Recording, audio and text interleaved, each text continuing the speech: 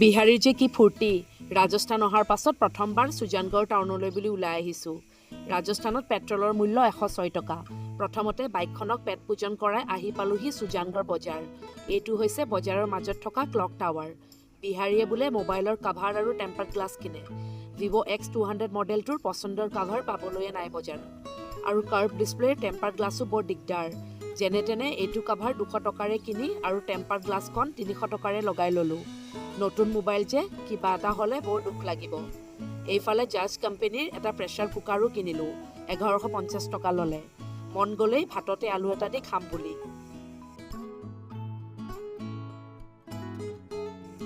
ইয়াত ফ্ৰুটছ আৰু vegetable market এখনো আছে, য'ত আমাৰ গুৱাহাটীৰ তুলনাত দামবোৰ অকণমান কম। এই গাজৰখিনি দেখিছেনে? ইমান ভাল লাগে খাই। সকলো বজাৰ কৰি মেলি জুচ আৰু ষ্ট্ৰীট ফুড অকণমান খাই সুজানগড় ৰেলৱে ষ্টেচনত ৰিলছ দুটামান বনাই ঘৰমুৱা হ'লোঁ।